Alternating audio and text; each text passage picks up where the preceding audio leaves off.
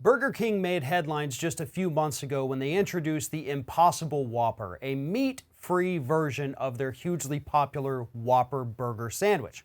Now, they did this in order to market to people who are no longer eating meats, the vegans, the vegetarians. They wanted to expand their market to include all people in this country, which is, to be honest, a brilliant strategy. But unfortunately for Burger King, they're now facing a class action lawsuit saying that they're cooking these Impossible Whoppers that they're marketing to vegans on the same grills on which they cook the regular meat. Joining me now to talk about this is Scott Hardy with Top Class Actions. And Scott, this is very interesting because yes, we do know Burger King was and has been and still is to this day marketing this as, hey, this is a meatless burger. Meatless. There's no meat juices, there's no meat particles in it. It is the meatless burger. And you would assume, based on those advertisements, based on all the marketing, that that means this thing doesn't ever come in contact with any meat. You would assume that, but unfortunately, when you go to a Burger King, if you look in the back, you always see this grill back there where they're just putting the patties on, it just wields them through over the flames and cooks them and then spits them out the other side. Well, the contention in this class action by this vegan is that people are expecting, or the vegans that are buying this burger, aren't expecting their burger to get contaminated by meat. But these vegan patties are going on the same grill that the beef patties are cooked on. And so that's part of it. You know, it can get some contamination by sitting on that same grill and going across the grill.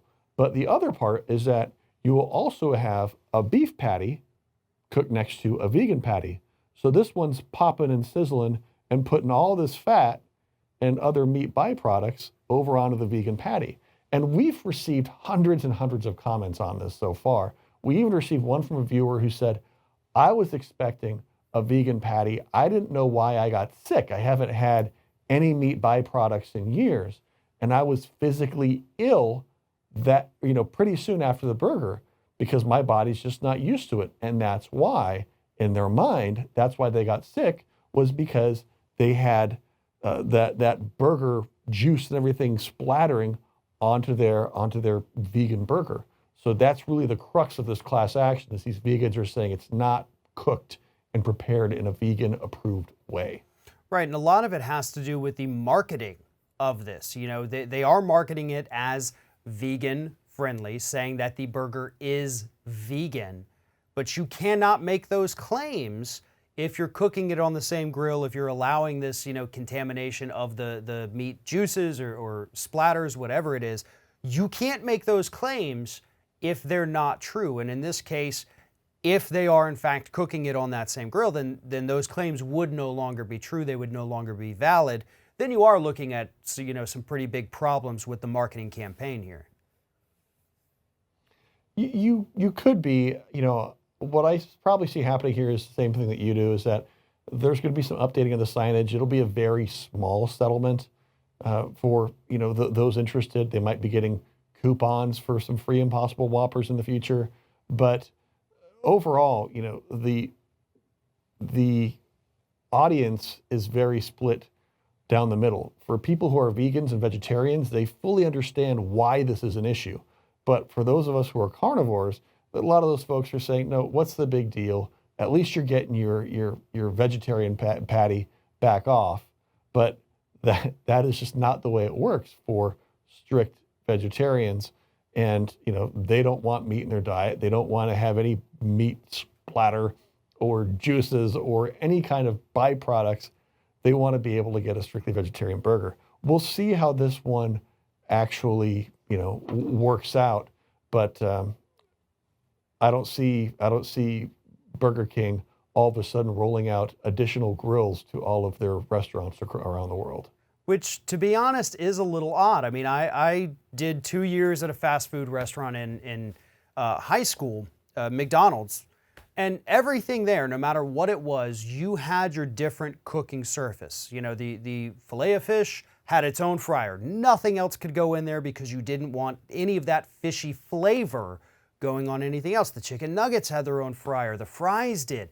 You had a separate grill for sausage, separate grill for the pancakes, separate grill for the eggs. This is possible, right? This is something fast food restaurants are capable of doing. They did it 20 years ago. They absolutely could do it today if they chose to. So you're right, this is going to be interesting. Burger King has the capability to do this. They, I would assume, have the money to do it, but are they willing to change their cooking methods or change their signs? So we'll see which decision they make there. We'll see. And an interesting perspective is people are saying, yes, the Impossible Whopper tastes so much like a regular Whopper. If it's not cooked in the same grill with all of the same smoke and all of the same juices that might be going over there or not, but a lot of it is that smoke, because obviously these are fatty patties that smoke up, and all of us who are grillers know what a difference that smoke makes in the flavor.